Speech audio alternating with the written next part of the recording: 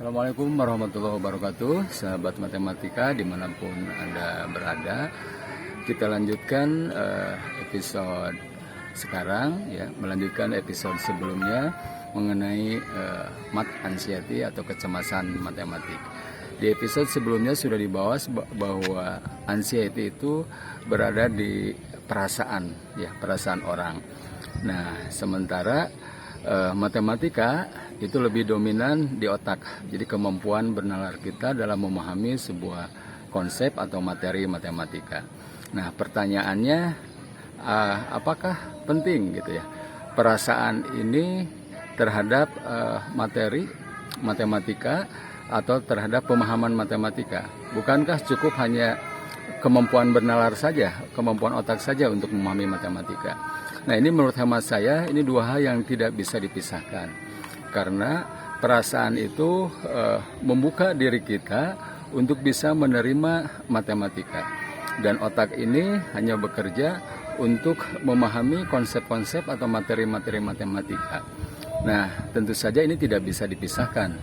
Contoh sederhana, saya ilustrasikan bahwa perasaan ini seperti buku tulis gitu ya, yang dibuka, yang masih kosong dan siap untuk dituliskan apa saja. Nah, kalau misalkan kemampuan nalar atau otak kita ini itu kemampuan untuk menuliskan apa saja yang ada di benak kita. Nah, kalaulah misalkan perasaan ini tidak dibuka, artinya kita tidak menyukai matematika, maka tentu saja akan mengalami kesulitan untuk memahami konsep-konsep matematika seperti itu.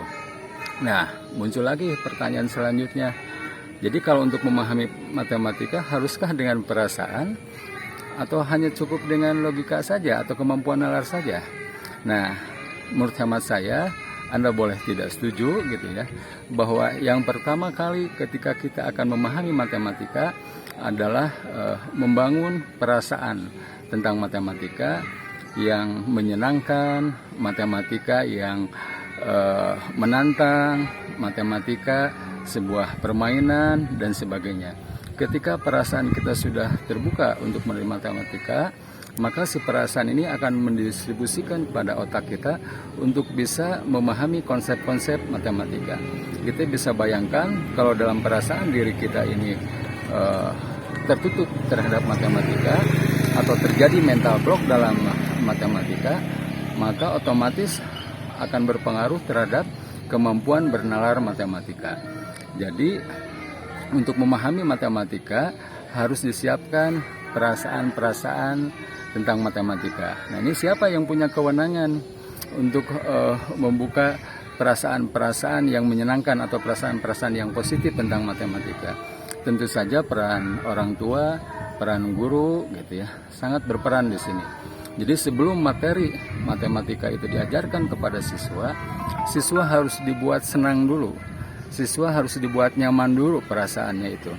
Kita ketahui misalkan Bapak Pendidikan kita, Ki Hajar Dewantoro, itu bagaimana dia menyebutkan sekolah sebagai taman siswa.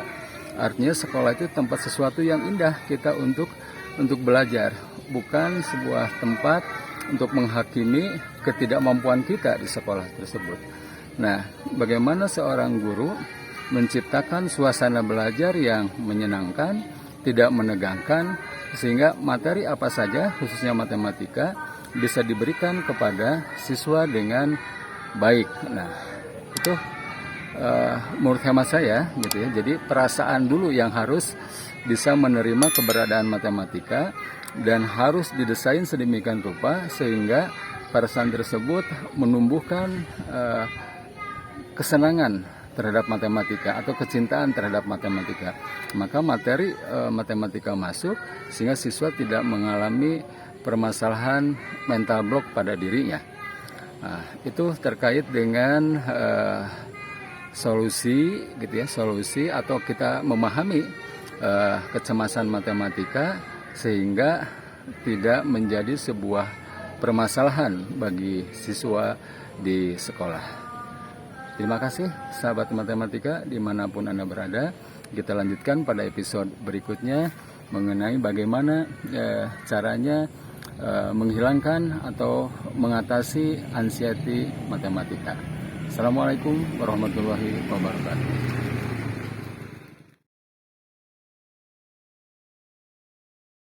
Berbicara tentang anxiety-nya gitu ya, kecemasan itu apa? Terus berapa menit durasinya pada? Barusan 5 menit. 5 menit, cakap ya. Cakep.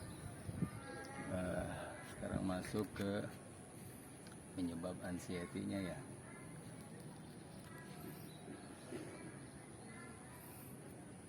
Ini ngambilnya di sini aja, sudut sini bagus.